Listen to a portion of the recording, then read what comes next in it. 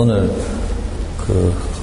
이렇게 아침 일찍 귀한 시간 내서 오신 우리 어머니들께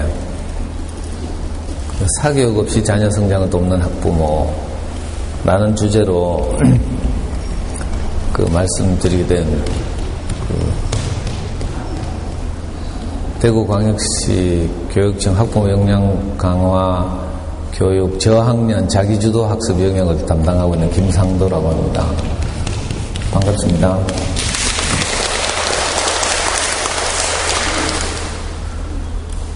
어, 9시 반 너무 빠른 것 같아요. 보통 둘째 유치원 가는데도 한 10시, 9시 50분 뭐 이렇게 오는 차들이 많고, 그죠? 보나마나 또 둘째 유치원 보내고 오는 분들 천천히 온다니까. 어우, 이 큰일 났어요. 더워서. 그리고 저는 이 강당에서 이렇게 강의하는 건 처음이에요. 보통 초등학교는 시청각실, 어머니들 많이 모이시는 학교는 시청각실, 아니면 좀 적게 모이시는 학교는 도서실, 저도 이렇게 하는데, 하여튼 이 열악한 조건에서라도 이렇게 어머니께 조금이라도 도움이 됐으면 좋겠습니다.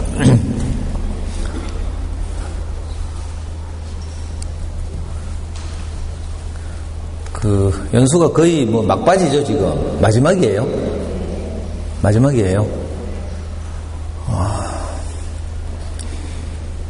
앞서 오신 이제 많은 전문가들께서 어머니들께 그래도 도움이 되는 말씀 많이 하셨을 텐데, 저는 교육에 관한 전문가라고 하기에는 좀 부끄럽고요. 학부모 역량강화 연수에 많이 오시는 분들 보면 이제 교직에 오래 있었던 은퇴한 교장 선생님들도 많이 계시고요. 제가 연수를 같이 받아보니까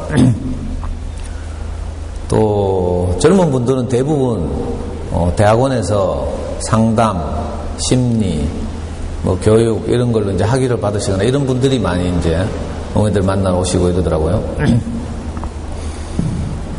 저는 그런 교육 관련 뭐 전공을 했다거나 그런 뭐 경험이 거의 없습니다. 없고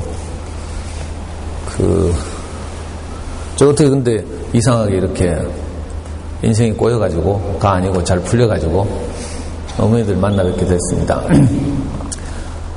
저는 우리 아이 4살 무렵에 우리 와이프께서 아들 하나 있는데 아들 키우는 걸 보니까 너무 제 맘에 안 들어요. 그래가지고 4살 때 제가 우리 와이프한테 제안을 했어요. 당신은 아이 먹고 재우고 입히고 여기에 신경 쓰라. 공부는 내가 시킬게. 하면서 제가 아이를 뺏었잖아요. 그래가지고 이제 자녀 교육을, 우리 아이 교육을 제가 직접 했어요. 직접. 근데 막상 이제 아이를 키우려고 하니까 예? 뭐라고요? 왜 웃는지 내가 궁금해가지고.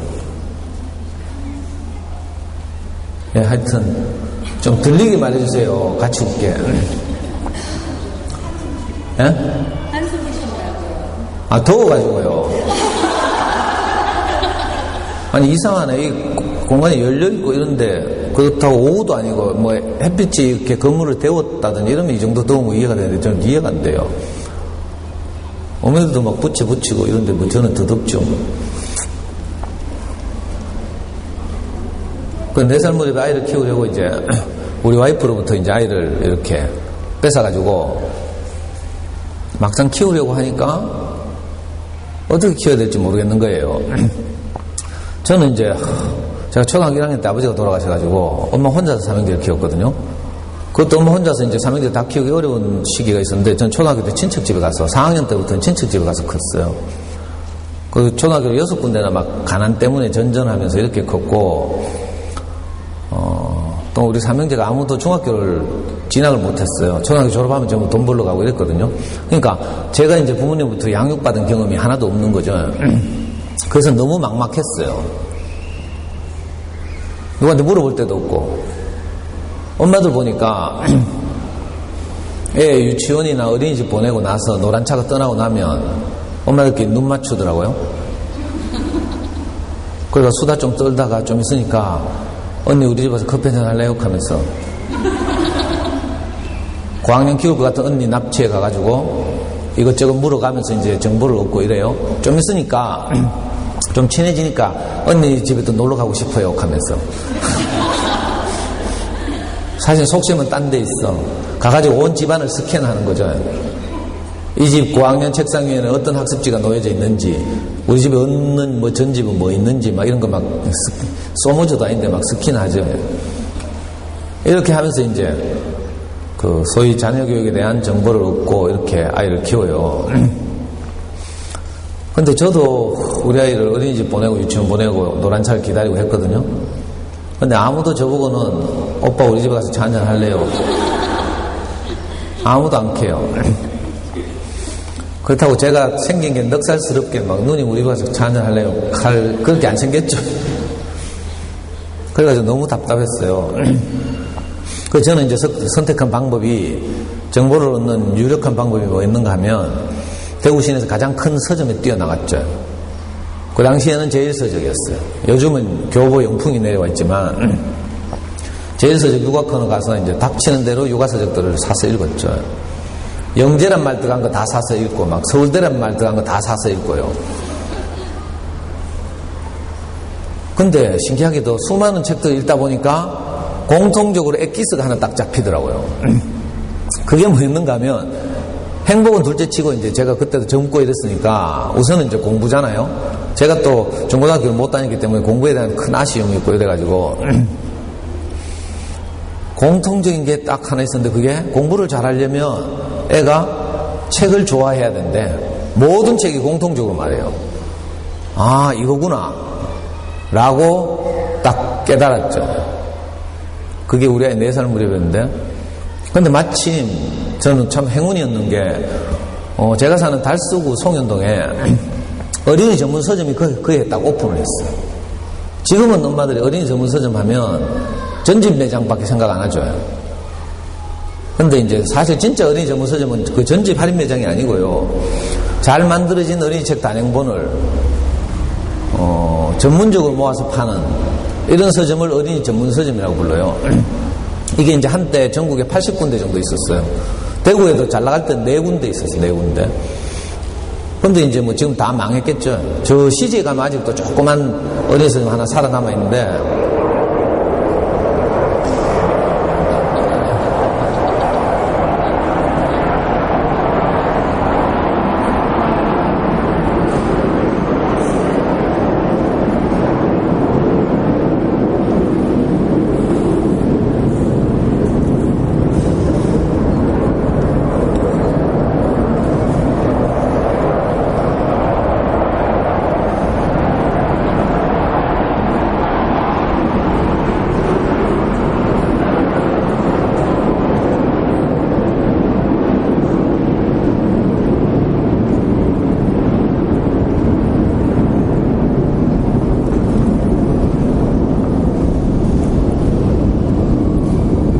저는 비행기가 동촌, 방촌만 뜨는 줄 알았어요.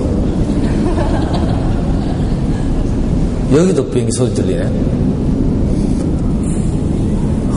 그래 하여튼 어린이 서점 우리 아이가 4살 때 딱 제가 책 읽기가 정말 중요하구나 이걸 딱 안 순간 우리 가까운 곳에 어린이 전문 서점이 생겨가지고 제가 우리 아이를 4살 때부터 그 서점을 데리고 다녔어요. 일주일에 한 번씩 가서 갈 때마다 7권에서 10권 정도의 그림책을 사서 집으로 돌아와서 읽어주고 이랬거든요. 이걸 우리 아이 중학교 2학년 때까지 4살부터 15살까지 했으니까 10년 넘게 했죠. 10년. 정말 바쁜 때는 2주에 한 번씩 갔어요. 지금도 제가 참 스스로 참 기특하다는 생각이 드는데 가서 이제 좋은 어린이책을 골라올 때마다 제 가슴이 뿌듯한 거 있죠. 그리고 애가 막 안 가겠다고 싫다고 막 오늘은 레고 놀이 할 거야 하고 갱일 때가 있거든요. 그럴 때는 항상 서부정령 옆에 가면 롯데리아가 있어가지고 롯데리아 가서 햄버거 하나 사주면 찍소리 안 하고 따라오고 이랬거든요. 그거 12년 했죠, 12년. 그리고 또 하나의 이제 중요한 제가 자녀교육 경험은 이제 우리 아이 초3 때 인터넷 자녀교육 포탈 잠수이 커가는 아이들이라는 사이트가 생겨서 저는 이제 거기 원조 멤버로 들어가서 지금까지 15년, 16년 정도 이제 거기서 회원으로 활동하고 있습니다. 저는 이제 대구 살면서 서울 대치동, 목동, 분당 뭐 이런 데서 이제 흐르는 자녀교육의 최첨단 흐름을 그 포탈 사이트를 통해서 이제 늘 접하면서 이렇게 시골 살지만 시골 사는 것 같지 않게 아이를 키웠죠. 서울에서는 우리 대구 달서구 산다 하니까 시골 산다 하더라고. 여는 뭐 북구니까 더 하겠지 뭐.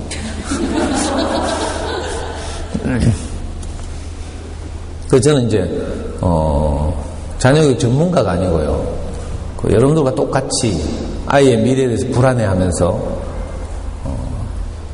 부정기적으로 뚜껑이 날아가서 충동 조절 장애에 시달리고 이러면서 이제 아이를 키운 선배 학부모 이렇게 생각해 주시면 좋겠다는 거죠. 그 많은 말씀을 다 드릴 수 없기 때문에 저는 여러분들보다 먼저 그 아이를 키운 경험을 가지고 또 경험을 이제 섣불리 일반화시키면 안 되기 때문에 우리 아이 경험뿐만 아니라 제가 이제 그 부모교육 연구소를 운영하면서 많은 아이들을 보고 또 우리 어머니들 상담하고 이러면서 이제 알게 된 사교육 없이 아이를 어떻게 이제 잘 성장하도록 도울 것인가 이런 말씀을 몇 가지 드리려고요. 우리 아이는 지금 그렇게 해가지고 잘 자라가지고 지금 26 청년이 됐어요. 20여 년이 흘렀죠. 지금 대학교 4학년, 군대도 갔다 오고요. 실제로 사교육 없이 학원 한 번도 안 다녔어요. 과외도 해본 적이 없고요. 지금 연세대학교 경영학과 4학년 다니는데 실제 수능에서 전국 약 0.05%를 받았어요. 별로 놀라질 않네요. 관심이 없는 건가? 이거 뭐 아직 초딩이니까 너무 먼 이야기죠. 약 60만 명이 수능을 치는데 그 중에 계산하기 좋게 20만 명이 이과 수능을 치고 40만 명이 문과 수능을 쳐요. 사실은 문과가 더 많지만 상위 10%는 몇 명이에요? 문과 상위 10%? 대답 안 하겠다 이거죠. 자, 40만 곱하기 100분의 10. 이거 초등학교 6학년 비와 비율 단어를 본다. 6학년 엄마 없어요? 오늘 고학년, 저학년 통합 아니에요? 맞죠? 이제 상위 10%는 4만 명이에요. 4만 등. 전국에서 4만 등 하면 상위 10%인 거죠. 상위 1% 하면요? 4천 등이죠. 0.1% 하면요? 몇 등이지? 4,000등? 400등? 0.1로 400등이죠. 우리 아이는 약 250등 했어요.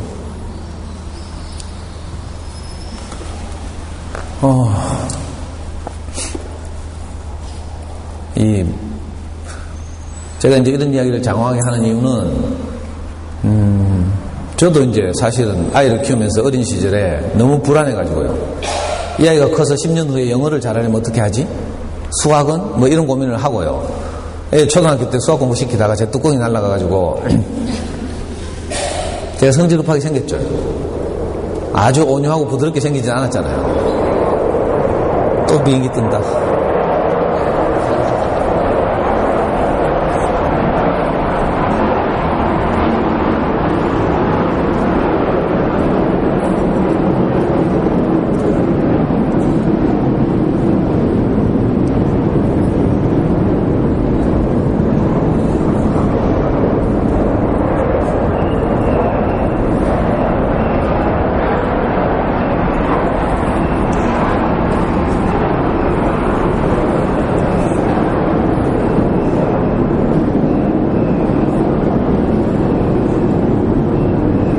원래 이렇게 비행기 자주 떠요?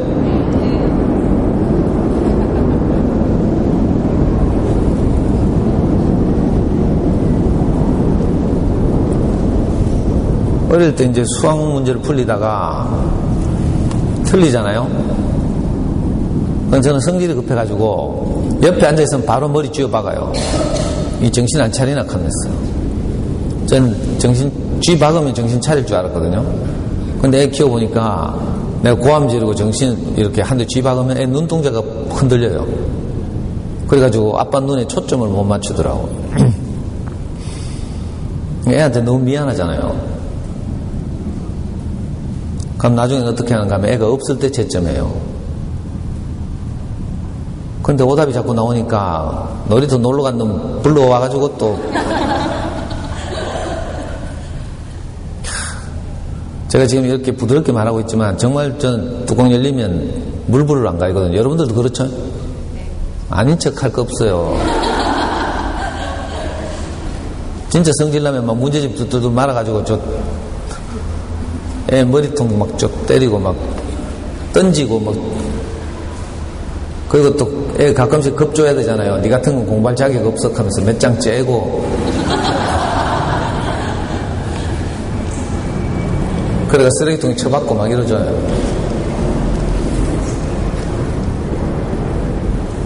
근데 몇 시간 지나면 이제 제정신 돌아오잖아요. 제정신 돌아오면 너무 미안해가지고 일단 애한테 가기 전에 먼저 쓰레기통에 있는 문제집 꺼내가 스카치 테이프를 다시 붙이고요. 구겨진 거 펴고 애 자존감을 낮췄으니까 가서 이제 다시 자존감을 높여야 되잖아요. 애 자려고 들어간 방에 뛰어가가지고 애 끌어안고 막 울면서 아빠가 잘못했어 하고 아까는 아빠가 미쳤나봐 하고 우리 아들 사랑해 하고 이러죠. 저는 아이를 키울 때 제가 이제 아버지 없이 자랐기 때문에 제 인생의 그 아쉬움을 우리 사랑하는 아이에게는 다시는 겪게 하고 싶지 않다. 이런 간절한 마음으로 아이를 키웠어요. 그래서 아이가 잠들 때 되면 항상 그 아이 머리맡에 가서 이제 장래에 대해서 그림책도 읽어줄 뿐만 아니라 이제 네가 이렇게 잘 자라면 앞으로 어떻게 살게 될 것이다. 이런 이제 미래에 관해서 이제 이야기도 나누고요. 엄마 아빠는 너를 사랑한다 이런 이야기도 하고 또 잠이 들면 그 식은땀 흘리거든. 우리 아이는 땀이 많거든요. 그래서 그 거즈 수건 꺼내가지고 아이 땀도 닦아주고 또 잠들었는데 좀 있으면 뒤척이면서 뭐 이상한 잠꼬대를 하고 이러면 혹시 힘센 놈한테 꿈속에서 괴롭힘을 당하는가 싶어가지고 제가 비계를 이렇게 움직여가지고 꿈에서 깨어나게 하려고 하기도 하고요.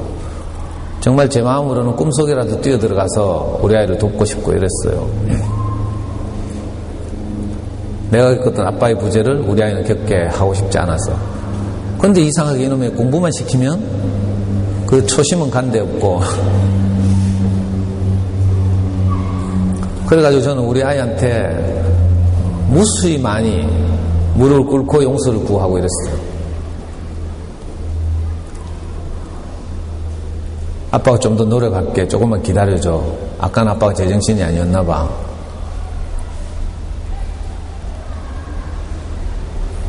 그리고 너무 미안하니까 이제 다음에는 아이가 잠들고 난 후에 문제집을 채점했어요. 근데 어느 날 보니까 채점해보니까 다 틀린 거라. 우리는 수학 공부를 좀 했기 때문에 고학년 때, 6학년 때는 그냥 쉬운 문제를 막 많이 푸는 게 아니라 좀 생각을 요하는 이런 문제를 하루에 4문제씩 꾸준히 풀었어요. 근데 어느 날 채점했는데 하루 4문제를 했는데 다 틀렸어요. 제가 너무 열받아가지고 자는 놈 깨웠잖아요. 그래가 찬물로 세수시켜서 다시 오답 처리하게 하고 이랬어요. 아우, 그것도 정신 차리고 나면 할 짓이 아니죠. 그래가지고 그 다음에는 애가 제 눈에 안 보일 때, 애 학교 가고 난 후에 채점했어. 그러니까 학교 갔다 돌아오면 좀 시간이 한 6, 7시간 지나가니까 좀 덜 하죠. 이렇게. 저도 여러분들보다 훨씬 더 많은 실패를 하고 또 좌절하고 이랬죠. 근데 지금도 제가 잘했다고 생각되는 것이 그렇게 하고 나서 그래 안 되겠다 학원 가자 이렇게 한 적이 한 번도 없어요. 다시 털고 일어나서 아이 손을 잡고 또 용기를 내고 다시 또 한 걸음씩 같이 걸어가고 이런 거죠. 그러면서 저도 조금씩 자랐고요.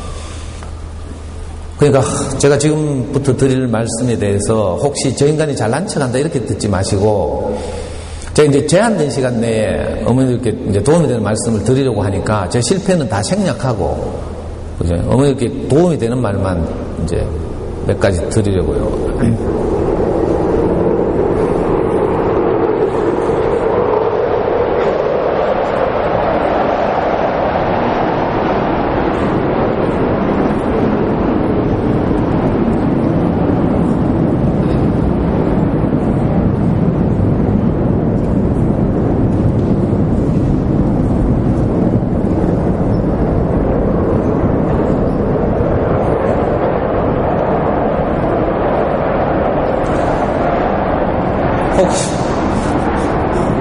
혹시 제가 전에도 여기 온 적 있어요? 오늘 처음 보죠? 전에 온 적 없어요. 제가 기억이 안 나가지고.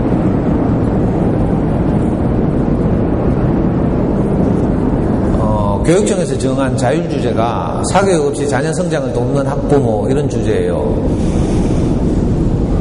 그래서 주제하고 제가 아이를 키운 경험하고 딱 맞아 떨어지는 거죠. 그래서 오늘 제가 오면서까지 계속 고민을 했어요. 문성초등학교 홈페이지도 들어가 보고 무슨 말씀 드릴까. 사교육비가 가장 많이 드는 과목은 영어인데 그러면 제가 아이를 키운 이른바 잠수내용 공부법을 말씀드릴까 이 고민을 하다가요. 또 사교육비가 많이 드는 과목은 영어지만 영어는 또 그래도 엄마들이 동네 영어 전문학원 보내면서 다 나름 잘 키우고 있다고 생각하실 것 같아서 괜히 또 혼란스럽게 하는 건 또 아니다 싶기도 하고 해서 뚜껑이 가장 자주 열리는 과목은 수학이죠. 그래가지고 영어 수학사에서 제가 갈등하다가 에이라 모르겠다 오늘은 수학 공부에 대해서 말씀드리자 이런 생각을 했어요. 우선 이제 먼저 초등학교 시절에 어떻게 아이들의 성장을 돕는가에 대해서 말씀드리기 전에 이 아이들이 커서 수능을 칠 때 되면 어떤 현실인가 이거부터 먼저 말씀드리고 거꾸로 한번 내려보려고요. 이건 지금 이 표에 보시면 원래 고등학교 3학년 아이들이 3월달에 치는 3월 모의고사 결과를 분석해 놓은 표예요. 대부분 이제 42세 이하 어머니들은 수능 세대죠. 수능 세대. 수능을 쳐보셨으면 아실 텐데 다른 과목과 다르게 수능은 이상하게 평균이 형편없어요. 이 표에서 보시면 영어나 국어는 그래도 거의 60점 가까이, 전국 평균이 60점 가까이 되는데 수학은요, 특히 문과 애들은 완전히 죽을 쓰죠. 34점. 수학을 좋아하는 애들이 가는 이과도 그렇게 높다고 할 수 없어요. 이상하죠.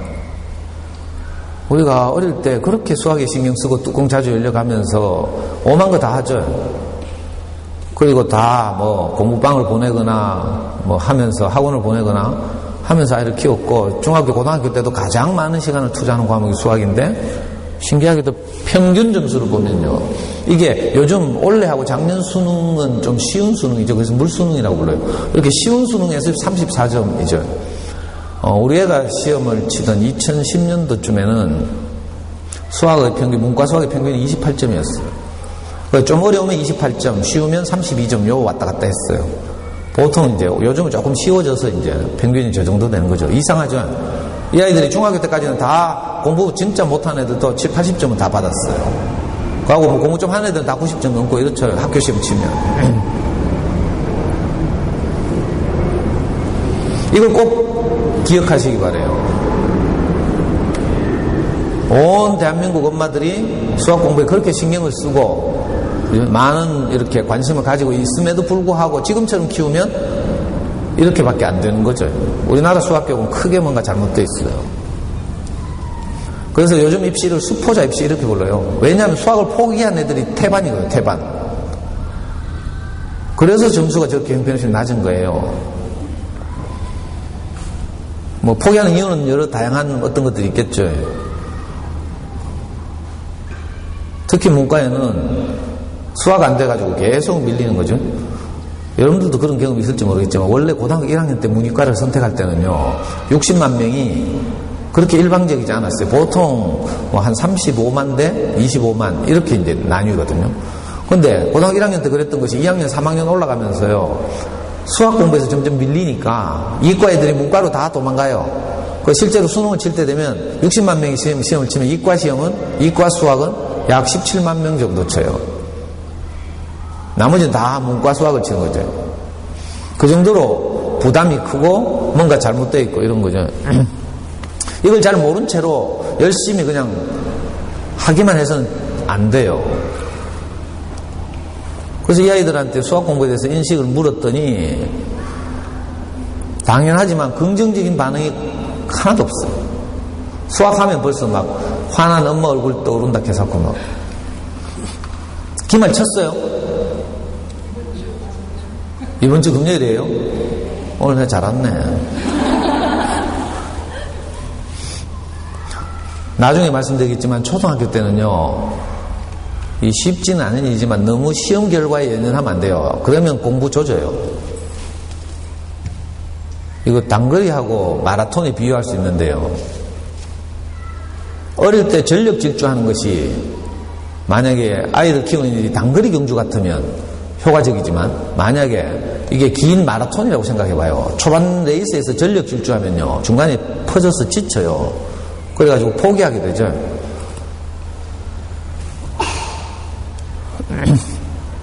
아까 그 반응을 보인 많은 아이들에게 언제 수학 공부를 포기했냐고 물었어요.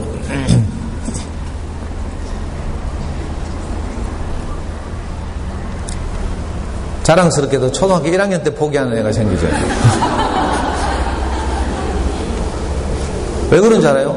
엄마들이 유아 때 어떤 이데올로기가 돌고 있어요.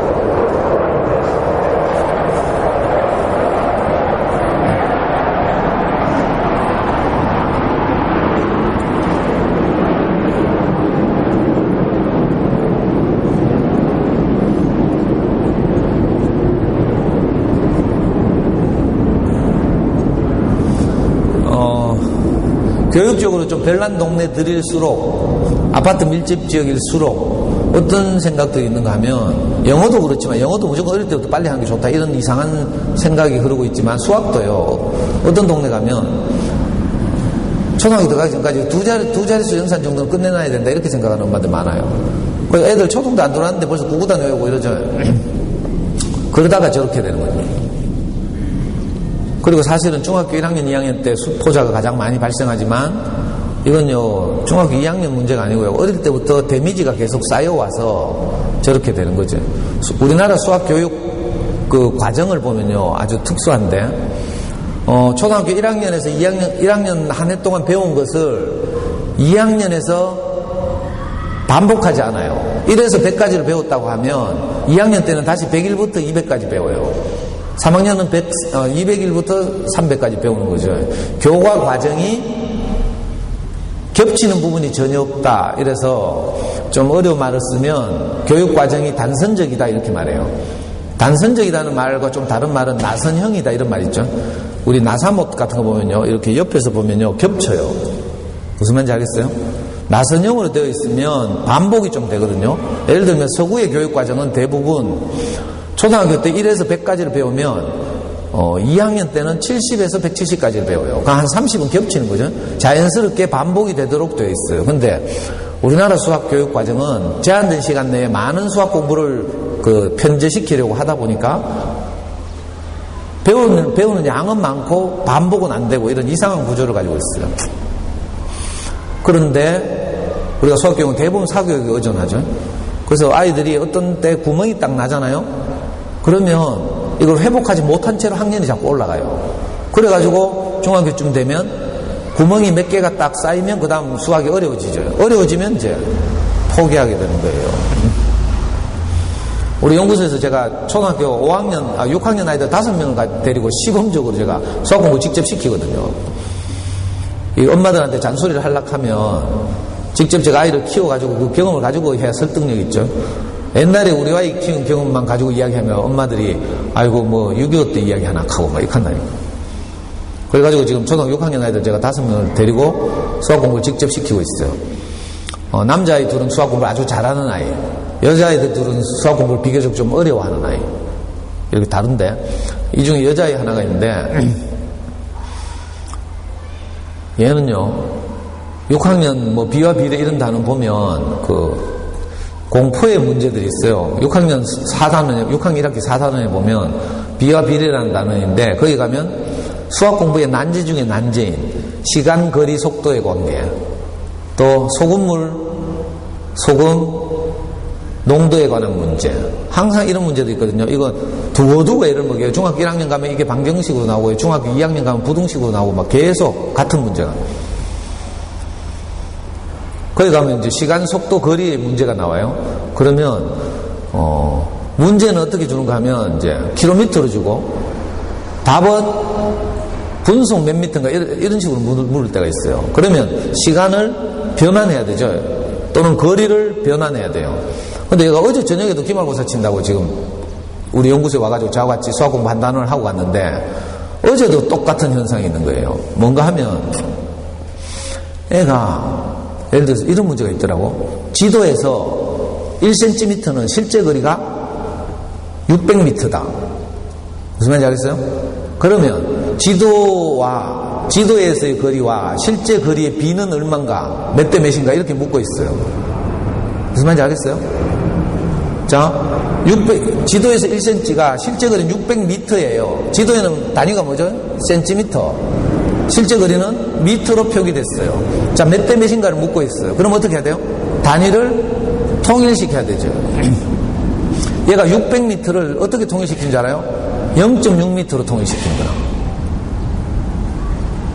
600m는 6만 cm죠. 1m는 100cm잖아요. 곱하기 100을 해서 6만 cm. 그러면 지도와 실제 거리는 1대 6만이에요. 이거 뭐 축적이라고 하죠, 축적. 사회시간에. 근데 초등학교 6학년짜리 이 학생은 이 길이를 변환하는 걸 아직 잘 모르는 거라. 이거 언제 배운 줄 알아요? 초등학교 3학년 1학기 5단원 보면 시간과 길이라는 단원이 있어요. 기억나요? 뭐 애들 공부하는 거 봐야 알지. 그 시간과 길이라는 단원을 할 때 이걸 제대로 해야 학년이 올라가면서 이런 사소한 것으로, 사소하지 않죠. 사실 초등학교 때는 굉장히 중요한 거예요. 얘는 시간을 또 바꾸는 걸 못해요. 왜냐하면요, 다른 건 다 1이 10개 모이면 10, 10이 10개 모이면 100, 100이 10개 모이면 1000 이렇죠. 이걸 뭐라고 불러요? 십진법이라고 부르죠. 열이 되면 올라가는 거, 단위가 올라가는 거. 근데 이상하게 시간만큼은 십진법이 아니잖아요. 1초가 60개 모이면 1분. 그렇죠? 1분이 60개 모이면 1시간이래요. 이게 60진법이죠. 자, 초등학교 5학년 올라가면 이놈의 시간 문제가 계속 나오거든요. 그러면 초를, 시속 뭐 이런 걸 구하려면 분을, 그죠? 시로 바꾸든지 이렇게 해야 돼요. 곱하기 60을 하든지 나누기 60을 하든지 이렇게 단위 변환이 돼야 되거든요. 근데 초등학교 3학년 길이와 시간에 여기에 대한 명확한 개념을 잡지 않고 얘가 올라왔어요. 6학년 올라왔어요. 그러니까 항상 여기서 고전하는 거죠. 나눗셈 귀신같이 해요. 곱셈도 귀신같이 하고. 문제는 단위 변화를 못하니까 그냥 거꾸로 하는 거죠. 거꾸로. 그래가지고 맨날 틀려요. 자, 수포자가 어떻게 발생하는가 하면 이렇게 해서 발생한다 이런 뜻이에요. 자, 초등학교 시절에 구멍이 나잖아요. 이게 누적되면 점점 갈수록 어려워지고 힘들어지는 거죠. 자신감을 잃게 되고. 그래서 우리 아이들을 잘 키우려면 특히 초등학교 저학년 시절에 수학을 가능하면 사교육에 의존하면 안 돼요. 왜냐하면 이게 엄마 마음이 아니거든요. 사교육은. 그리고 대부분의 사교육은 우리가 엄마들이 잘못 알고 있는 편견 때문에 중학교만 가도요 전부 선행학습 하죠. 선행학습. 수학을요 복습해야 되는데 선행학습을 다 해요. 기가 막힌 일이죠. 그래서 짐도 빨리 빼고 이게 우리나라 수학교육의 큰 흐름이에요. 정부가 두고두고 보다 안 돼가지고 선행학습 금지법을 만들었죠. 그래서 지금 학교에서는 선행학습 절대 못하게 됐어요. 근데 사교육은 우리가 그 법으로 제한할 수 없으니까 사교육은 권고만 하고 있죠. 권고만. 그래서 사교육에 맡기면요 전부 진도 빼고 있어요. 애가 구멍이 나는지 안 나는지를 찾아가지고 메꿔주는 작업은 아무도 안 해요. 누가 해야 돼요? 엄마들이 해야 돼요. 엄마들이 집에서. 그렇게 하면서 자기 주도적으로 공부하는 습관을 들이는 것이 굉장히 중요하죠. 그래서 우리가 수학 공부에 대한 몇 가지 이제 생각을 한번 검토해 보려고요.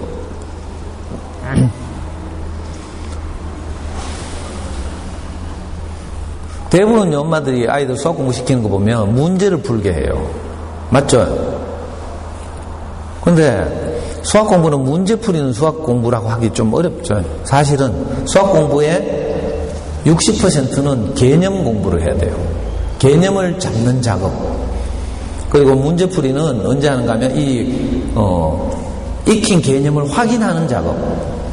그죠? 그리고 기말 같은 때 되면 한 10% 정도는 실전 연습을 하는 작업. 이렇게 수학 공부의 비중이 그죠? 6대 3대 1 이렇게 나눠져야 돼요. 근데 제가 초등학교 엄마들 관찰한 엄마들 중에 아무도 개념 공부를 아이하고 같이 하는 엄마들 본 적이 없어요. 전부 학습지를 시키거나 문방구 앞에서 문제집을 사서 풀리거나 이 둘 중에 하나죠. 이건 전부 뭐예요? 문제풀이에요. 문제풀이를 통해서 아이의 수학 실력이 자라는 건 불가능해요. 무슨 말인지 알겠어요? 문제풀이는 이미 아이에게 있는 개념을 확인하는 거죠.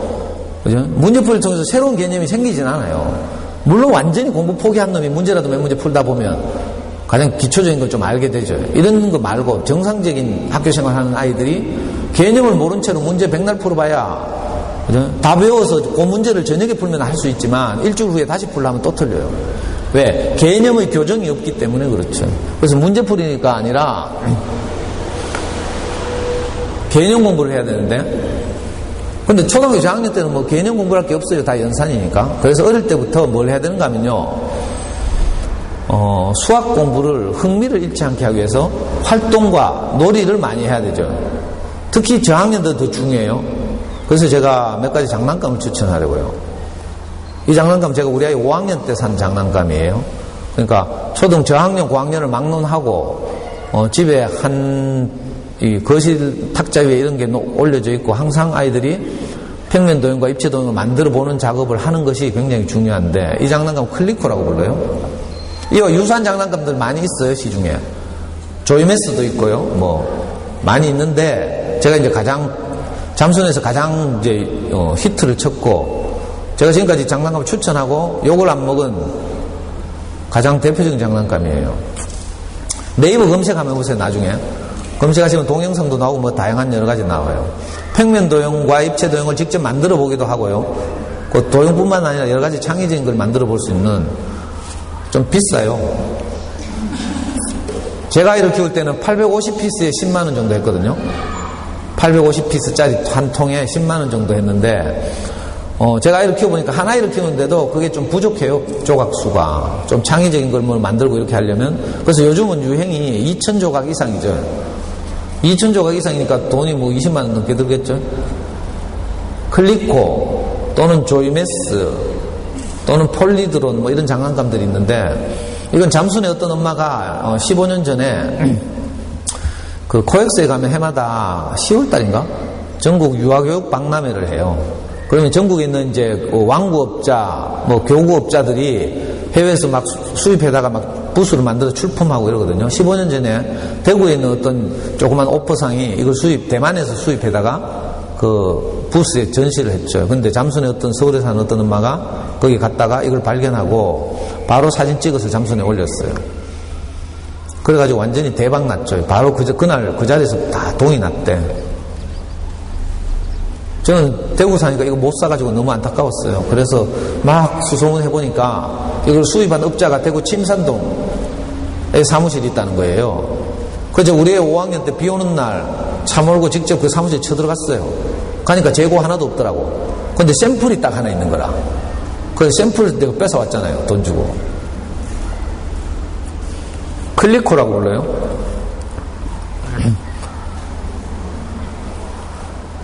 여기 고학년 엄마들 있어요?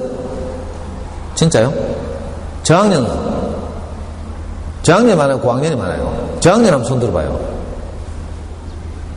내려봐요. 고학년 비슷하네. 고학년쯤 되면 안 오는데 이런데 우리 다 안다 하면서 그 초등학교 저학년 때 특히 뭐 1학년 때 있잖아요. 엄마들이 아이들 수학 공부 시키면서 안타깝게도 전부 종이와 연필로 그렇게 수학 공부 시켜요. 저학년 때 그러면 안 되거든요. 그래가 수학이 질리게 만들어 엄마들이. 근데 왜 유치원 때 부모교육 받아보면 삐아제 여사가 그런 말 했죠. 어린애들은 좌뇌 중심으로 우뇌 중심으로 활동한다. 그래서 창의적이고 그죠? 뭐 직관적이고 이런 이제 요소들이 우뇌를 통해서 많이 이렇게 사고하고 발달하고 이러거든요. 그래서 그 초등학교 1학년 교과 과정에 보면 오에 관한 문제가 있죠. 단원이 있죠. 오를 어떻게 수를 모으고 수를 나눌 것인가 하는 이런 단원이 있어요. 오는 구체물로 말하면 뭐 사탕 1개와 4개가 합하면 사탕 5개다 이런 식이죠. 이게 수 나누기, 수 모으기라고 부르는데 수 가르기인가? 가르기예요. 수 가르기, 수 모으기 하죠. 그걸 연필과 종이를 하면 안 되고요. 구체물을 가지고 해야죠. 구체물을 가지고. 그래서 저학년 때는 항상 구체물을 가지고 오라 하잖아요. 자, 이걸 이제 아주 쉽게 일상적으로 아이와 가족들이 함께 할 수 있는 유명한 장난감이 할리갈리예요. 이거 다 많이 아시죠? 카드를 이제 가족들이 꼭 나눠가지고 한 장씩 오픈하는 거예요.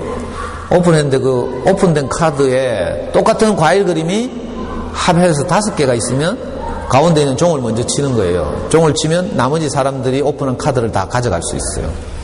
이거 스피드 게임 비슷한 건데. 이 게임 계속 하다 보면 저절로 합이 5가 되는 방법에 대해서 저절로 익히게 돼요. 게임을 하면서. 초등학교 꼬마들 보면 이 노래 진짜 좋아해요. 저는 가끔씩 이제 제 강의를 듣고 친해진 엄마들 집에 이제 초대받아 가거나 하면 그 집 애들이 3, 4학년이라도 이 노래를 많이 해요. 하면 애들이 막 저한테 한번 이기보려고 막.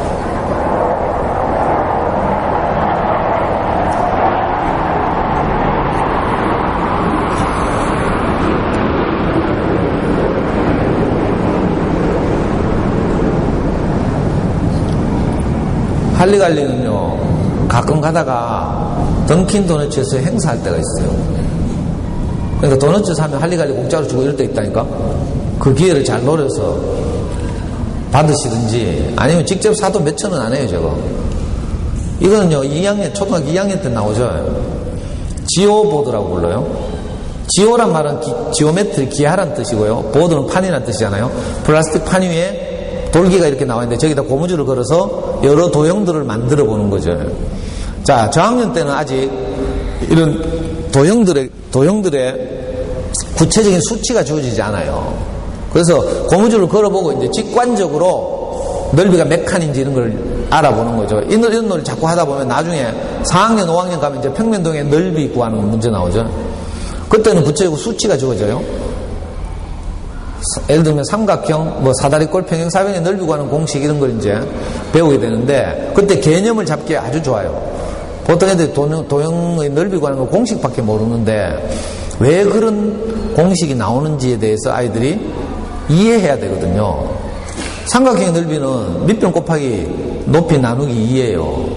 아이들한테 왜 나누기 2를 하지? 이렇게 물으면 개념을 정확하게 아는 애들은 그걸 설명할 수 있지만 그렇지 않은 애들은요 그냥 공식이에요 하면서 이러죠.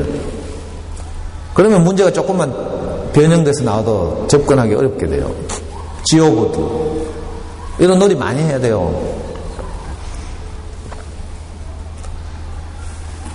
제가 시간만 있으면 오만 이야기 다 했구만. 시간이 없어가지고 벌써 10시 24분이에요. 그죠? 자, 지금 대표적인 장난감만 몇 가지 소개하는 거예요. 어릴 때 연필과 종이로 수학 공부를 할 생각만 하면 안 된다는 거예요. 자, 이건 칠교놀이라고 부르죠. 어머니들 어릴 때 많이 해봤죠? 7가지 정사각형을 7조각으로 나눈 거예요. 이걸로 여러 가지 모양을 만들어 보는 이런 놀이를 하는 것이 초등수학에서 아주 중요해요. 네이버에 검색해서 뭐 보시면 이런 워크시트 같은 거 얼마든지 프린트할 수 있어요. 프린트해가지고 워크시트에서 제안한 여러 가지 도형들을 이런 모양들을 만들어 보는 거죠.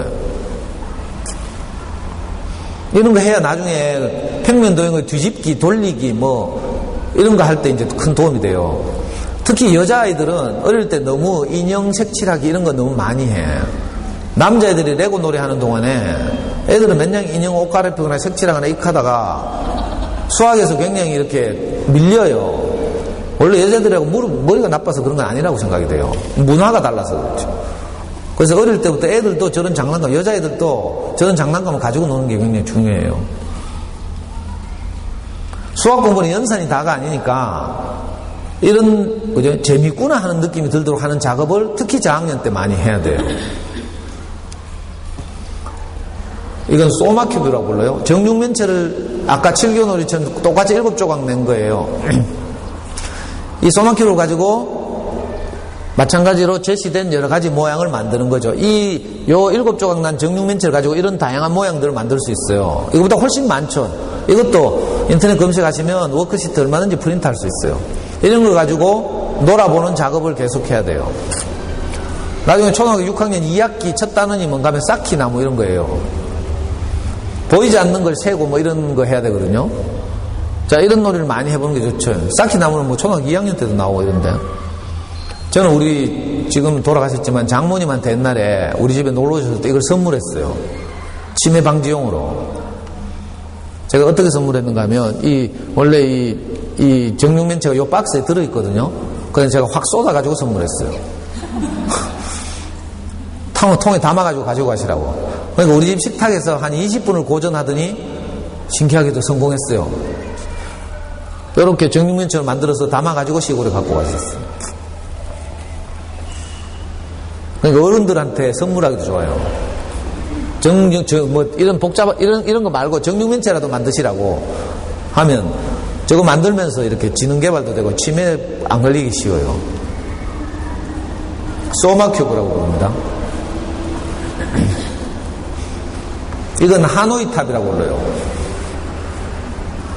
베트남인가 가면 하노이라는 도시가 있죠. 그 도시에 무슨 사원이 있다는데 그 사원에서 뭐 이상한 전설이 흘러내려온대요. 그 전설에 기초해서 만든 세계적인 장난감이죠. 이 수학적 사고력, 집중력을 키우는 이건 아주 간단한데 여기 있는 요 원반을 옆에 있는 막대기에 꽂는 거죠. 옮기는 건데 어떻게 옮기는가 하면 규칙은 딱 하나밖에 없어요. 큰 원반이 작은 원반 위로 올라가면 안 된다. 이런 규칙이 있어요. 그래서 작은 거 하나를 이리 옮기고 두 번째 걸 이리 옮기고 다시 작은 걸 이리 옮기면 2개 옮기는데 성공한 거죠. 3개를 옮기려면 다시 세 번째 걸 이리 옮기고 여기 있는 작은 걸 세 번째 위로 옮기고 두 번째 있는 걸 이리 옮기고 이렇게 그죠? 규칙을 지키면서 결국은 이 9개를 다 이리 옮기는 거예요. 저학년 때는 이거 9개 옮기려고 하다 머리 터지죠. 그래서 저학년 때는 보통 3개 또는 5개를 가지고 연습하고 이걸 계속 하다 보면 집중력이나 그죠? 이 생각하는 힘이 키워지는 거죠. 미국 나사에 가면 침팬지들을 훈련시킬 때 하노이 탑을 훈련시켜요. 제가 어느 날 영화 혹성탈출을 보다가 혹성탈출이라는 영화 모르죠? 이 나사에서 우주선에 이제 이 침팬지를 태워서 보내는 거예요. 그 달이나 뭐 다른데 이런데 가서 이제 적응할 수 있는지를 사람 태워 보냈다가 죽을 수도 있으니까 일단 동물 태워 보내는 거죠. 그 침팬지를 태워 보내는데 침팬지를 이제 그 교육시킬 때 지능 개발 훈련을 시키더라고. 철창에 가둬놓고. 근데 얘가 하노이 탑을 옮기는데 내보다 더 잘해요. 영화 봐야 되는데 이거. 아니 침팬지가 저걸 이렇게 옮기는데 저보다 더 빨라요.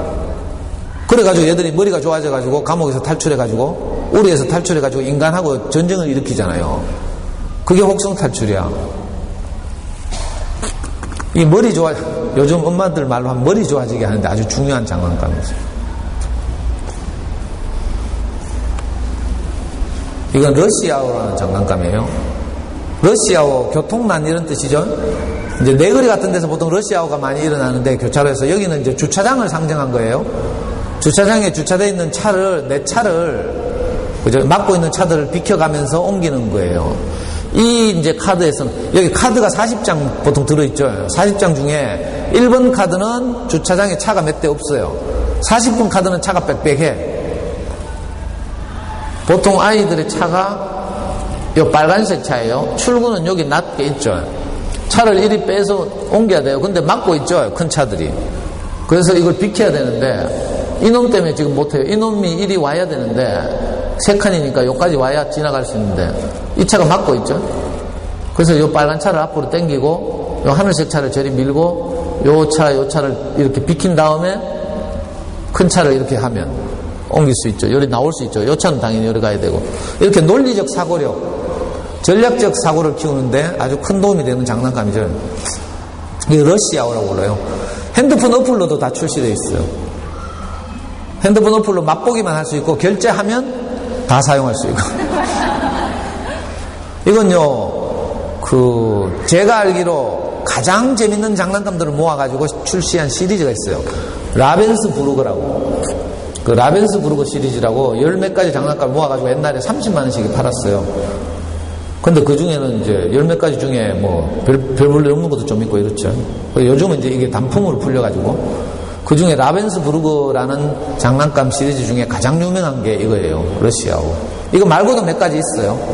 자, 이런 걸 하면서 전략적 사고 습관을 들이는 거죠.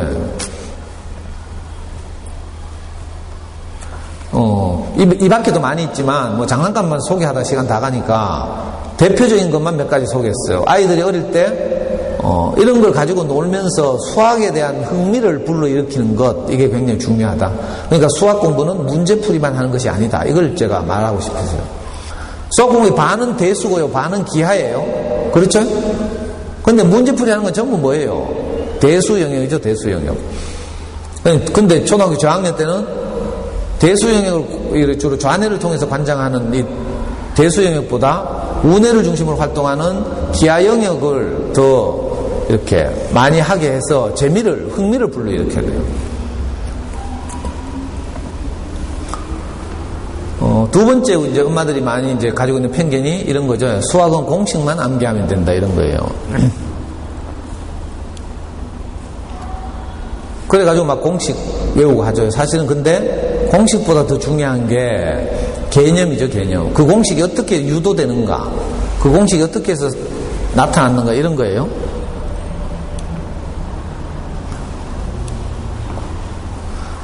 초등학교 5학년 가면요, 사다리꼴의 넓이는 구하는 과정을 배워요. 사다리꼴의 넓이. 지금도 다 기억하시겠죠? 윗변 더하기 아랫변 곱하기 높이 나누기 2. 이게 사다리꼴 넓이 구하는 공식이에요. 그 나누기 2는 왜 하고 윗변과 아랫변을 왜 더하는지를 몰라. 그냥 외워요. 가장 기본적인 게 이거죠. 똑같은 사다리꼴을요, 여기 지금 색칠이 잘 안 보이죠? 이건 제 탓이 아니고요. 이 프로젝트가 오래돼서 그래요. 자, 요 사다리꼴인데 요 놈을 똑같은 거 하나를 뒤집어서 붙여요. 그럼 뭐가 돼요? 평행사변형이 되거든요. 자, 평행사변형은 밑변 곱하기 높이에요. 평행사변형의 밑변이 뭐예요? 원래 사다리꼴의 아랫변과 윗변을 더한 거죠. 그래서 윗변 더하기 아랫변 곱하기 높이를 하는 거죠. 그러면 평행사변형이 나와요. 근데 이 평행사변형의 넓이는 사다리꼴의 2배죠, 2배. 그래서 이런 공식이 나온 거예요. 윗변 더하기 아랫변 곱하기 높이 나누기. 아이들한테 사다리꼴의 공식만 외우게 하면 안 돼요. 그러면 변형시키면 틀려요. 가장 기본적인 난이도 하는 이런 걸 그냥 바로 묻죠. 이제 구체적인 수치를 주면서 사다리꼴의 넓이를 구하라고 해요. 이게 하죠, 하, 난이도 하. 초등학교 기말고사에서는 난이도 하, 난이도 중, 난이도 상 문제가 골고루 있어요. 상은 몇 문제 없겠지만 중, 하 이렇게 나눠져 있어요. 그런데 제대로 된 문제들은 직접 묻는 문제가 아니죠. 이런 걸 정확하게 이해하고 있어야, 그죠? 변형된 문제들을 해결할 수 있어요. 그러니까 무조건 공식을 외우는 게 아니라 왜 그렇게 되는가를 아이들이 알고 있어야 하는 거죠. 아까 그 방법만 있는 게 아니고요. 여기 보시면요. 여기 원래 사다리꼴이에요. 다른 아이는요, 요걸 반으로 이렇게 잘랐어요. 평행되게. 잘라가지고 위에 걸 뒤집어서 여기다 붙였어요. 무슨 말인지 알겠어요? 그래가지고 똑같은 방법으로 사다리꼴 공식을 유도하는 거죠. 아까는 요걸 똑같은 거 하나 붙여가지고 이렇게 평행사변을 만들었다면,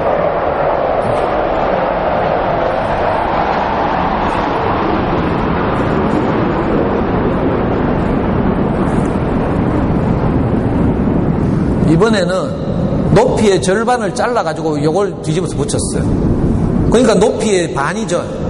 같은 평행 사변형이지만 아까보다 높이가 반이 됐어요. 그래서 아랫변 더하기 윗변 곱하기 높이 나누기 이렇게 되는 거죠. 또 이 사다리꼴을요 이렇게 구하는 방식도 있어요. 잘 봐요. 이 사다리꼴을 요렇게 잘라요. 그래서 삼각형 두 개를 따로따로 구하는 거라. 삼각형 두 개죠. 요거는 뭐예요? 아랫변 곱하기 높이 나누기. 그렇죠? 이건요. 이 삼각형에서는 아랫변이 뭐가 돼요? 요게 윗변이 아랫변이 되는 거예요. 이쪽에서 쳐다보는 거죠. 그러면 밑변 곱하기 높이 나누기 이렇게. 삼각형 두 개를 구하는 거죠. 그래서 사다리꼴 공식이 나오기도 해요. 자, 엄마들 머리 터질까봐 그냥 지나갑니다. 사다리꼴의 넓이를 구하는, 그죠? 공식이 왜 나오는가가 5가지나 있어요. 이걸 아이들이 이해해야 되죠. 개념을. 그 중에 하나라도 이해해야 돼요. 그러니까 공식을 무조건 외우는 게 아니란 뜻이에요. 그리고 세 번째 편견이 아까도 말씀드렸지만 문제풀이만 맨날 하니까 당연히 엄마들은요 학습지 아니면 문제집 이걸 가지고 애들 수학 공부 시키고 있어요. 수학 공부의 주 교재는 뭐가 돼야 되는가 하면요 당연히 교과서가 돼야 되죠. 제가 이렇게 말하니까 애들이 교과서를 안 가지고 오는데요 이렇게 하더라. 3월 하면 다 놔두고 다니죠. 그래서 사실은 몇 달 안에 뭐 나온지 모르잖아 엄마들이. 큰일이에요 큰일. 자, 수학 공부를 제대로 하려면요 어떻게 하면 되는가 하면 집에서 반드시 여분의 교과서가 있어야 돼요. 엄마들이 어디서 정보를 얻는지 몰라도 대부분 엄마들이 집에 여분의 자기 아이만이 사용하는 교과서가 없어요. 학교 교과서 말고. 그래서 오늘이라도 아니 오늘 기말고사 쳐야 되지. 준비해야 되는구나. 기말고사가 끝나자마자요 인터넷 사이트 천재교육 가서 우리 아이의 2학기 교과서와 익힘책을 사요.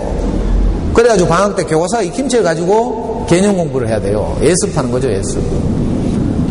그리고 아이들의 성취 정도에 따라서 2학년이라도 어떤 아이는 좀 수학을 잘하죠? 그럼 3학년 교과서가 필요하고요. 수학을 좀 어려워하잖아요? 1학년 교과서가 필요해요. 그래서 정말 관심 있고 사교육에 의존하지 않고 아이를 잘 키우고 싶거든 항상 우리 아이 학년의 교과서와 앞 학년, 뒷 학년 교과서가 같이 있어야 돼요. 왜냐하면 초등학교 시절은 아이들의 발달이 너무 차이가 커서요. 같은 2학년이라도 2학년 교과과정을 굉장히 어려워하는 아들이 있어요. 우리 연구소에도 그런 애 하나 있어요. 의심한데 도무지 뭐 2학년 가면 뭐 이런 거 배우는데 예를 들면 뭐 960보다 100더 큰 수, 아니 10더 큰 수, 뭐 1더 큰 수 이런 거 하죠. 더 큰 수. 더 큰 수 개념을 몰라요. 아무렇게 해도 안 돼. 이런 아이들 있거든요. 이런 아이들은 좀 작은 수로 1학년 교과 과정을 가지고 이렇게 해야 되죠. 그리고 이 아이가 좀 자랄 때까지 기다려줘야 돼요. 70, 90의 노인하고 80의 노인은 거기서 거기에요. 친구죠, 친구. 그렇죠? 근데 초딩 애들은요, 몇 달이 무섭다니까. 애들 1학년 처음 보내보면요, 우리 때는 이제 3월생부터 이듬해 2월생까지 이렇게 한 학년이었거든요. 요즘은 1월부터 12월 하죠. 제가 아이를 학교 보내보니까 우리 아이는 이듬해 2월생이었어요.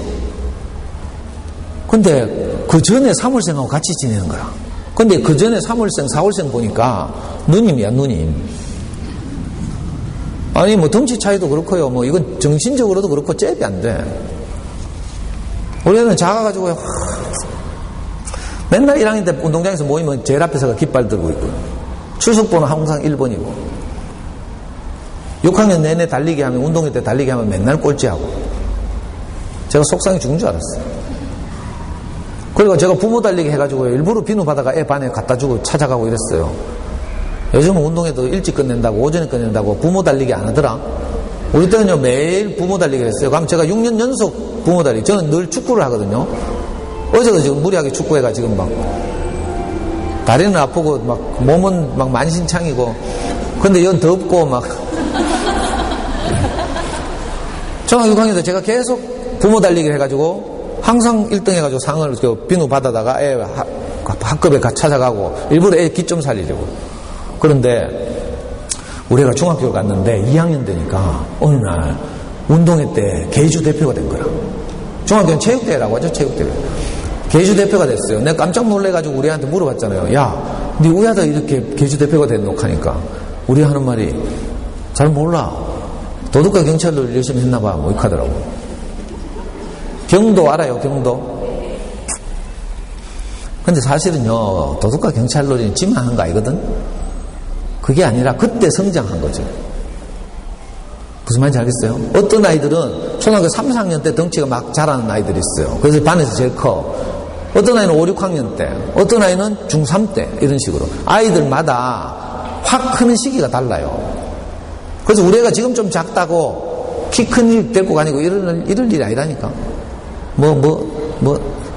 요즘 엄마들 키 키운다고 오만 거 다 하더라. 좀 있으면 잘할 텐데 괜히 불안해가지고 엄마 아빠의 유전자만큼 다 잘할 거 아니에요.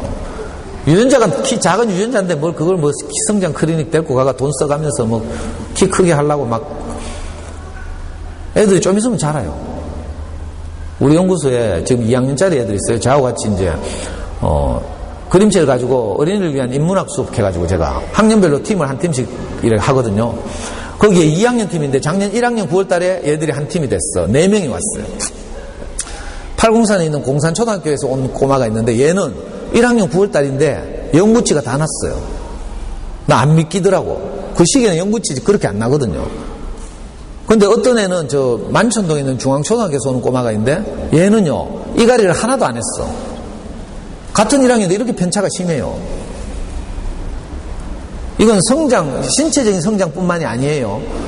저는 인지 능력의 발달도 이렇다, 이 말을 하고 싶은 거예요. 그래서 어떤 아이는 구구단을 줄줄 외워요. 초등학교 1학년밖에 안 돼도.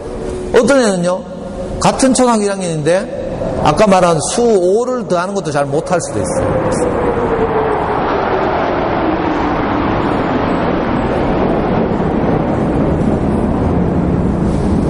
자, 그러니까 이런 경우에는 기다려야 돼요.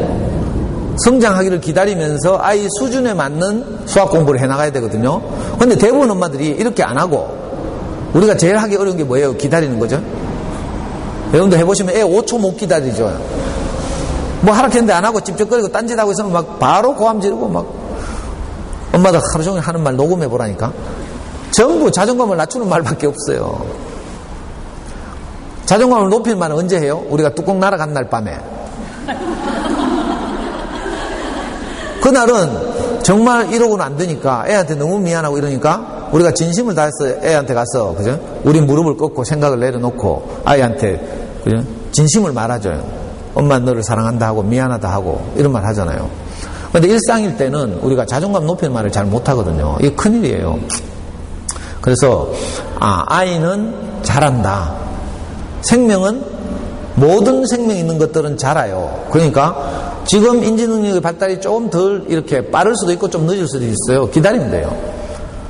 우리 처갓집이 청도에 있는데 가을만 되면요, 우리 손 아래 처남이 둘 있고 우리 와이프가 이제 장녀인데 우리 장모님이 이제 항상 감 따러 오래. 가면 우리 집부터 불러. 우리 집부터. 맞달이니까 가면 우리는 뭐 감 잘 못 따겠더라고. 근데 우리 장모님이 그 텃밭에 있는 감나무밭에 가가지고 이렇게 보면 잎 사이로 잘 익은 감이 보여요. 그러면 그 왜 장대에 이렇게 철사 달린 거 딱딱 꺾어가지고 우리 한 박스 담아줘요. 그리고 이제 다 익은 거 다 땄어요. 근데 다음 주 되면요, 큰 처남을 또 부른다니까? 일주일 후인데 다 또 익은 감이 막 보이는 거라. 그리고 큰 처남 다 따줘요. 또 그 다음 막내 처남 불러. 또 일주일 후에 막내 처남이 왔는데 또 익은 감이 보여요. 참 희한하다니까. 이게 생명이라는 거죠. 우리 아이들도, 그죠? 한날 한시에 똑같이 성장하는 게 아니라는 걸 알아야 돼요. 같은 2학년이라고 똑같이 성장하는 거 아니에요. 각각 달라요. 그러니까 이걸 꼭 인식하고, 우리 아이가 좀 늦대잖아요. 그럼 좀 기다리면 돼. 근데 꼭 옆집 옆에 애하고 비교한다? 옆라인 애하고 비교하거나 뭐, 아니면 같은 반에 엄마들 반 모임 한다 해서고 또 밤에 가서 뭐 맥주 마셔가면서 뭐 정보 교환한답시고, 그렇게 해놓고는 꼭 기말고사 끝나면 전화 때려가지고 너희 몇 개 틀렸노 하고 막. 제발 그 짓 좀 하지 마요. 그 집에 몇 개 틀린가 우리 집에 몇 개 틀린 게 무슨 상관인데. 논리학에서 말하는 대로 하면 비교는요, 어떻게 해야 돼요? 차원이 같아야 비교할 수 있어요. 평면은 평면끼리, 길이는 길이끼리, 무게는 무게끼리 이렇게 비교하는 거죠. 이게 차원이 같다는 뜻이에요. 옆집 애하고 우리 애는 차원이 달라요. 무슨 말인지 알아요? 그 아이는 그 아이의 고유의 유전자가 있고 그 집만의 문화가 있고 뭐 그죠? 여러 가지가 다르죠. 자, 우리 집 아이는 우리 집 아이만의 고유의 뭐가 있어요. 이걸 비교한다는 건 진짜 무식한 일이죠. 비교는 그렇게 하는 게 아니고요. 어떻게 하는 거예요? 같은 차원에서. 그러니까 우리 아이 같으면 어떻게 해요? 우리 아이의 어제와 오늘을 비교해봐. 그러면 항상 애가 잘하고 있어요. 놀이방 처음 보낼 때, 어린이집 처음 보낼 때 생각해 봤어요? 엄마한테 안 떠지려고 땡깡 부리고 울고 불고 난리를 치고 책 읽으니까 이때 냉정하게 돌아서야 된다 해가지고 안타깝지만 엄마들이 냉정하게 돌아서고 막 이랬잖아요. 그 놀이방 어린이집도 가기 싫어하던 놈들이 지금 커가지고 학교 갔죠, 오늘 다. 얼마나 기특해요. 이게 성장이라 성장. 우리 애는요, 그 2월생 초등학교 처음 보냈을 때요, 지 등짝보다 더 큰 가방을 메고 있잖아요. 30분에 걸려가지고. 우리 애 초등학교 갈 때는 6개월 하나 건너야 돼, 대명동에 가면. 그 6개월 건너는 게 제가 보니까 엘리베이터 등정하는 것 같아요. 그 초등학교 1학년짜리한테. 한 일주일 따라갔는데, 그 다음부터 오지 말해. 애만 보내라 하더라고. 학교가 야속하게. 근데 저는 너무 불안하고 이래가지고 애 미행했어요, 학교 갈 때까지. 근데 가는 거 보니까 진짜 흡혈집이더라고. 문방구 앞을 지나가는데요, 문방구 앞에 하얀 총알들이 막 떨어져 있어. 그거 다 주워가지고 가방에 담고 있잖아요. 진짜 어린 왕자 같죠, 우리 아이들이. 그죠? 그리고 만만디, 막, 이래가지고 한 30분 걸려서 교문 안으로 사라져요. 그리고 나서 내가 안도의 한숨을 내쉬었거든요. 근데 이 아이가 자라가지고요, 어느 날부터는 서울에 가가지고 지 혼자 살고 있어요. 뭐하고 사는지 저도 몰라. 가끔씩 돈 돌다는 연락 오고 뭐. 얘가 군대를 딱 제대하고요, 전역하는 날 바로 신천 올라가고 부동산 가가지고 복학할 준비하고 집을 계약하더라고. 초등학교 1학년 때 학교 갈 때 그래 서글펐던 애가요. 이렇게 성장하는 거예요. 우리 애들이 다 그런 거예요. 그러니까 좀 못하잖아요. 좀 기다려요. 옆집에 빠른 애 따라가면 안 돼. 마라톤으로 말하면 옆집 빠른 애는요, 페이스메이커라. 상대방의 페이스를 교란시키는 거예요. 그래가지고 전부 오버페이스 하게 해가지고 실격하게 하는 거지. 동네에서도요, 잘 살펴야 된다니까. 혹시 이 페이스메이커 하는 옆에 내 없는지. 뭐 열심히 돌리면서 꼭 우리 보고는 애 그래 놔두면 안 된대 이렇게 자꾸 뭐. 초등 고학년 언니들이 또 이런 언니들 많아. 자기 애들 이제 한 6학년 되면 말 안 듣거든. 그래서 동네 후배들한테 뭐라 해요? 야, 사춘기 오니까 말 안 듣더래. 말 잘 들을 때 더 돌려. 뭐 이런 걸 코치라고 하고 있어. 그러니까 고학년 언니들 조심해요, 저학년 엄마들. 또 언니들 중에 꼭 있잖아요. 어디 교원 언니들 있어, 교원 언니들. 그러니까 교육받으러 가보자 하면서 막 꼬시가지고 막 교원에 교육받으러 가면요, 뭐 이상한 전집 사라고 있잖아요. 뭐 0세부터 2세까지 자연관찰 안 읽으면 큰일 난다 하고 뭐 있잖아요. 4세, 5세 인물 이야기 안 읽으면 큰일 난다 하고. 절대 이런 데 꼬시키면 안 돼요. 제가 오늘 책 이야기 강의가 아니라서 그렇긴 한데, 하여튼 교과서로 개념을 튼튼하게 해야 돼요. 우리 11시까지죠. 이거 다 말을 못하겠네. 교과서 한 단원을 예로 들면, 보통 이제 수학 교과서는요, 2페이지가 한 차시예요. 학교에서 수업할 때. 이 단원은 뭔가 하면요, 원의 중심과 반지름을 배우는 그런 단원인데 3학년 2학기에 나오는 단원이죠. 보통 수학 교과서는 항상 이렇게 생각 열기라고 해서 실제 상황을 이렇게 그림으로 보여주고 이제 생각을 하도록 유도하는 거죠. 그런 다음에 뭐 하는가 하면 활동을 해요. 활동 1. 이렇게 교과서가 이렇게 돼 있어요. 자, 여기 딱 보시면 원을 그리는 여러 가지 방법을 말해보래. 근데 애들하고 엄마들하고 제가 수학 교육을 시켜보니까 엄마들이 애들도 마찬가지로 제일 어려워하는 게 이거라. 말해보라 하는 거. 이야기해보라 하는 거. 차라리 숫자를 두고 계산이가 답 따르라 하면 다 덤벼. 근데 말해보라 하면 전부 여기 지나가요. 그냥 두고. 근데 개념 공부를 어떻게 하는 건가 하면요, 이렇게 원을 그리는 여러 가지 방법을 말해보라 하면 말하는 거예요. 말하라 하면 생각해야 되죠. 원을 어떻게 그리지? 그거 어려워할까봐 애를 여기 드러놨어. 그래서 기본적으로 밑에 그림을 보고 말을 해야죠. 손뼉으로 돌린다, 뭐, 이것도 원을 그리는 하나의 방법이죠. 말해야 돼요. 또 뭐예요? 요요를 돌린다. 아니면 딱딱한 종이에 구멍을 뚫어서 돌린다, 뭐, 이렇게. 이거 외에도 또 있을 수 있죠. 구체적인 것들. 그죠? 줄넘기를 하면서 돌린다든지, 뭐, 이런 것도 있을 수 있고요. 이런 걸 구체적으로 말해보게 해야 돼요. 근데 말하는 과정에서 생각하게 되는 거죠. 자, 생각해야 뭐가 자라요? 생각하는 힘이 자라요. 근데 이런 걸 다 생략하고, 숫자만 보고 더하거나 곱하거나 하려고 막 덤비는 거죠. 이게 수학 공부인 줄 알아요. 이게 큰 착각이죠. 그래서 교과서가 좋아요. 교과서는 아주 불친절하거든. 전부 말해보라, 이야기해보라, 뭐, 연산하는 방법도 가르쳐 주면서, 뭐, 두 가지 방법을 말해보라 하고 전부 이런 식이에요. 거기다가 일일이 말해보게 해야 돼요. 실제로 그렇게 고민하게 하고. 그걸 엄마 아니면 아무도 못해요. 이 과정을 통해서 뭘 자라요? 생각하는 힘이 자라야 되죠. 근데 문제집을 사봐요. 이거 안 하고 다 네모 박스 딱 단원 앞에 네모 박스 해가지고 다른 사람들, 문제집을 만든 사람들의 생각을 정리해가지고 딱 넣어놨어요. 그건요, 아무도 안 읽어. 애들 문제집 한번 줘봐요. 그거 읽고 문제 푸는 애 있는가? 그냥 문제 바로 들이대요. 문제도 잘 안 읽는데 뭐 박스 읽겠어요?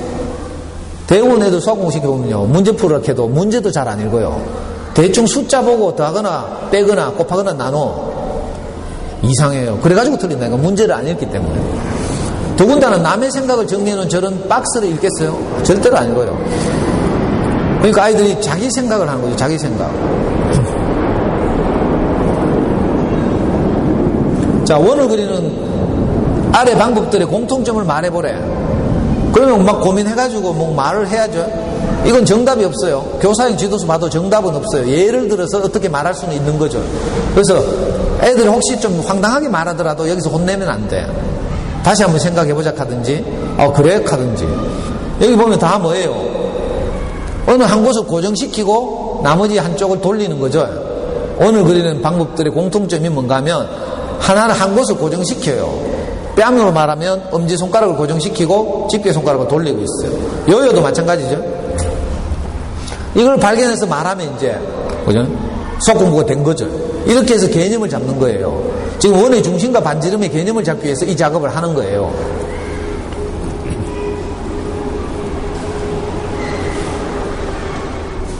그리고 박스 안에 수학 교과서 보시면 한 단원에 한 두세 개의 박스가 있죠.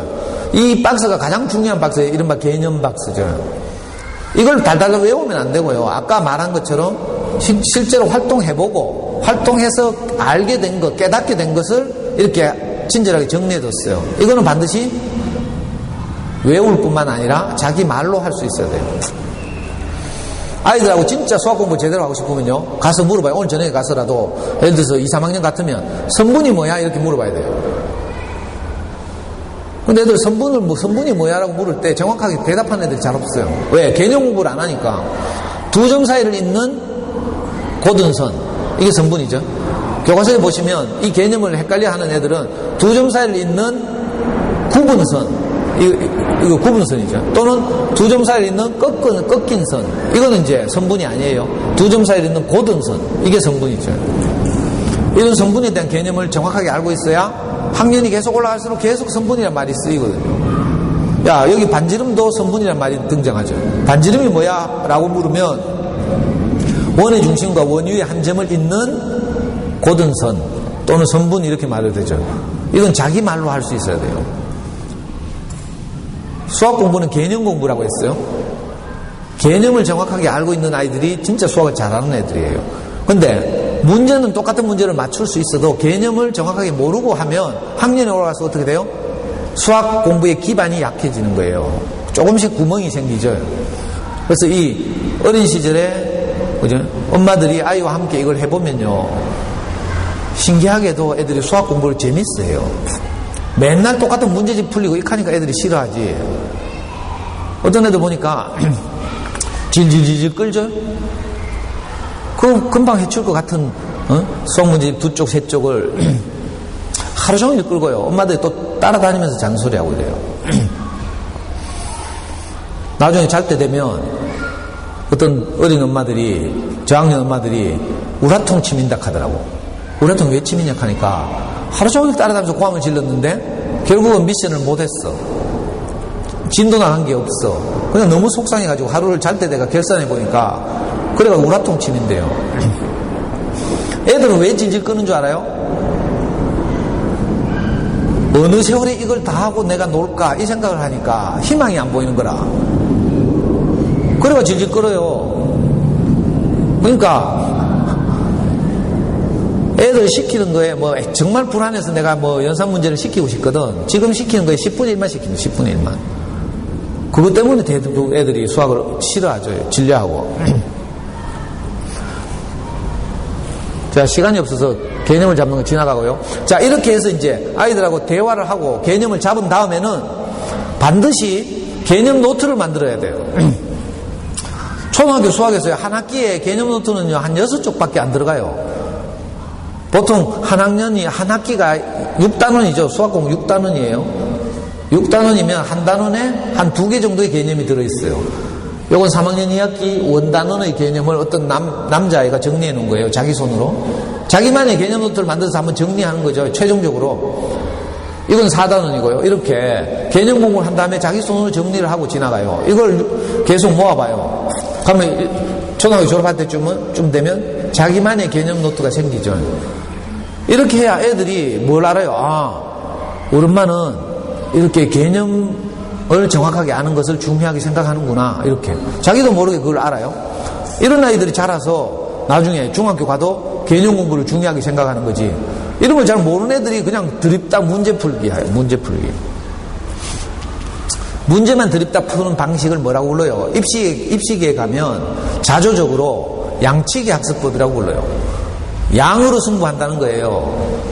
그걸 양치기 학습법 이렇게 불러. 양치기는 아무리 많이 해도요, 성적이 안 올라요. 문제는 맨날 푸는데 이상하게 성적은 거기서 거기라. 개념에 대한 혁신이 없어서 그래요. 개념 공부에 대한, 그죠?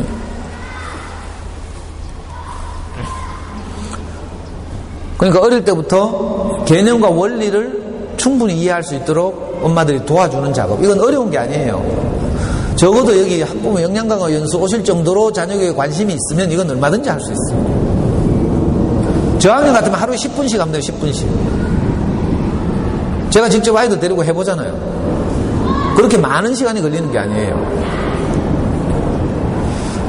자, 그리고 문제집은 보조수단이다. 이걸 꼭 기억해야 돼요. 기말을 앞두고 막 문제집 사다 풀리죠. 문제집을 살 때도 시중에 나오는 문제집들이 난이도가 다 달라요. 아무거나 사면 안 돼. 큰일 나. 어떻게 문제집을 고르는가 하면 지금 이거 난이도를 분류해놨어요. 메이저 출판사만. 듣보잡 출판사 빼고요. 주요한 출판사의 문제집들이 이렇게 시리즈로 나오죠. 난이도별로. 이 난이도를 보고 우리 아이의 성취 정도에 맞는 문제집을 골라야 돼요. 어떻게 성취 정도에 맞는 문제집인가 하면 문제집 한 권을 예를 들어서 전학년 때 풀었을 때 정답률이 오답 처리 안 하고 처음 한 바퀴 돌렸을 때 맞힌 정답률이 약 70% 이상 80% 정도 되는 문제집을 골라야 돼요. 90% 이상 되는 문제집을 고르면요, 그건 애한테 너무 시시해서 학습 효과가 없고요. 또 정답률이 70%가 안 되는 문제집을 고르잖아요. 그러면 너무 많이 틀리기 때문에 애들이 용기를 잃어요. 그래서 항상 정답률이 70에서 80 정도 되는 문제집을 고르는 게 좋아요. 자, 그렇다면 우리 아이가 어떤 문제집을 만나서 풀 때 당연히 20-30%는 틀려요. 그러니까 아이들에게 틀리기 위해서 공부한다 이렇게 말할 수 있는 거죠. 아유, 비행기 너무 많이 뜨네 진짜. 자, 여기서 조심해야 될 점이 이런 문제집 하면 안 된다는 거라. 아까 말했죠. 유형학습이라고 했죠. 고등학교 가면 유형학습이라고 불러요. 양치기 학습. 이걸 초등학교 때 뭘로 하는가 하면 이런 걸로 해요. 이런 거요. 학원용이에요 이게. 동네 가면 셀파, 해법수학 이런 간판 붙었죠. 이런 학원들이 여기 보면 천재교육 어디 갔노? 천재교육에서요 나오는 문제집 중에 위에 거는요 가정용이에요. 밑에 거는 학원용이라. 그리고 난이도가 다 다르죠. 우리 아이의 성취 정도를 보고 학교 단원평가에서 어느 정도 맞는가를 가지고 우리 아이의 성취 정도를 이렇게 대충 구분하는 거죠. 아주 잘해서 기말고사나 단원평가에서 뭐 거의 100점이다. 이러면 얘는 수학 영재라고 보죠. 이런 애들은 심화 플러스 과정이라고 생각해요. 이런 애들은 다시 여기서 문제집을 고를 때 심화 플러스 과정 아이들은 3단계나 4단계 문제집을 고르는 거죠. 수학 공부 어려워해요. 단원평가를 했는데 항상 80점 미만이야. 안 돼. 그리고 수학 공부를 시켜보면 좀 답답해. 이런 애들은 1단계. 교과서가 1단계 수준이에요. 그러니까 우리 아이 성취 정도에 맞는 문제집을 고르고 그 문제집을 보조수단으로 삼아야 한다. 주수단은 뭐다? 우리 아이 수학 공부의 주교재는 교과서다. 이걸 꼭 기억할 필요가 있어요. 자, 그래가지고 우리 아이의 상태도 파악했고 적절한 교재도 골랐어요. 그러면 1년 동안 어떻게 하는가 하면 이렇게 하는 거예요. 자, 수학 공부를 아주 잘하는 애다. 여기는 뭐 엄마들이 교육에 관심이 많으니까 애들 다 대부분 수학 공부 잘하겠죠. 수학 공부 잘하면 이렇게 하는 거예요. 이 아이는 항상 단원평가나 기말고사에서 거의 100점이다. 이런 아이는 방학 때 뭘 해요? 다음 학기에 예습을 하는 거예요. 이번 기말고사 치고 나면 6단원까지 잘 정리하고 한 7월 말쯤 되면 이번 주 6월 말이구나. 그리고 1학기에 6단원까지 딱 정리한 다음에 한 7월 중순쯤부터, 여름은 방학이 짧잖아요. 7월 중순쯤부터 8월 달까지 뭐예요? 2학기의 교과서를 가지고 예습하는 거예요. 개념을 예습하는 거예요. 그런 다음에 이런 아이는 연산 문제집 하면 안 돼. 엄마들은 괜히 뭐 한 개 틀릴까봐 막, 이런 아이들은요, 연산을 자꾸 시키면 짜증나서 안 해요. 그냥 이런 애들은 연산 건너뛰어도 돼요. 아주 잘하는 아이들이니까. 그리고 1단계, 2단계 문제집도 생략하고요. 좀 생각할 만한 거리를 가진 한 3, 4단계 문제집을 가지고 하루에 몇 문제씩 방학 중에도, 학기 중에 꾸준히 해나가는 거죠. 왜냐하면 이런 아이들은 학교 수업도 잘할 거고 이러니까 학교 수학에 대해서 크게 어려움이 없는 아이들이죠. 자, 이런 아이들은 학교 수학에 어려움이 없으니까 뭐 그냥 버려두나? 그게 아니에요. 생각하는 힘을 하기 위해서 아이들의 뇌를 자극할 만한 문제집을 골라가지고 하루에 몇 문제씩 꾸준히 다루어 가는 거죠.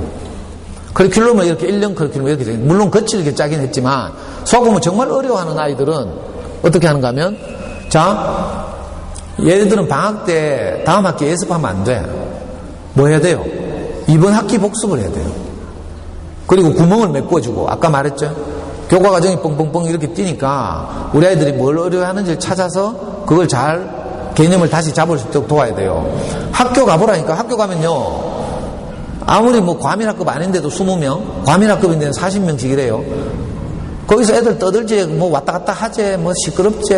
선생님 애들 막 개념 잡아주면서 친절하게 하나하나 붙들고 이래 못해요. 무슨 말인지 알겠어요? 개념을 누가 잡아줘야 돼요? 그래요. 집구석에서 가요.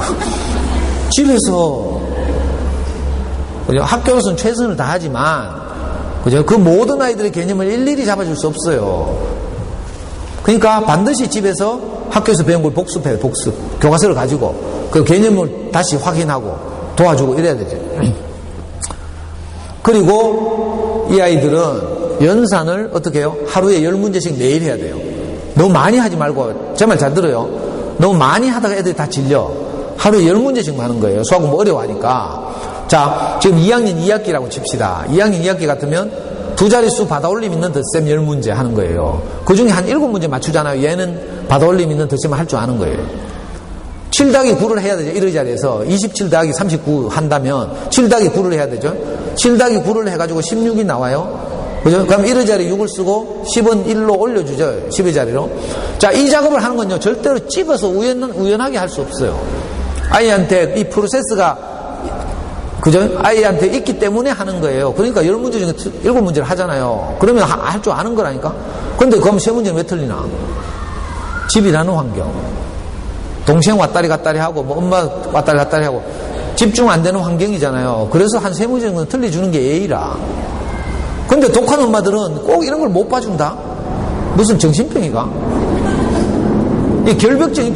애 수학 문제 한두 문제 틀린 거 못 봐주는 거 이거 결벽증이에요. 저도 이런 증세가 좀 있어요. 주로 A형 이런 게 많지.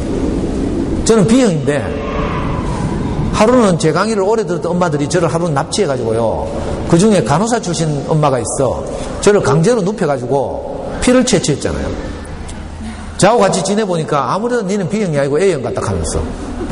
그래서 제가 강제 채취 혈액 검사를 강제로 했다니까. 저는 B형인데도 훈련된 B형이라 가지고 결벽증 비슷한 게 있어요. 근데 A형 엄마들 보면 이런 거 많더라고. 너무 막 꼼꼼하게. A형이 세심하죠? 혈액형 이야기 들어봤어요? 소세지라고. A형은 소세지. 소심하고 세심하고 지랄 같다고 해서 소세지라고. B형은 어떤 줄 알아요? 오이지라고 하죠. 오이지. 오만하고 이기적이고 지랄 같다고. 또 이제 O형은 뭐라 해요? 단무지. 네, 단순하고 무식하고 지랄 같대. AB형은요? 알고 계시네. AB형은요, 지지지대. 지랄 같고, 또 지랄 같고, 또 지랄. 끝내야 된다고? 아, 그래요? 다음에 뭐 또 있는갑지? 아이고. 그러면요, 이걸 뭐, 반도 안 했는데 지금.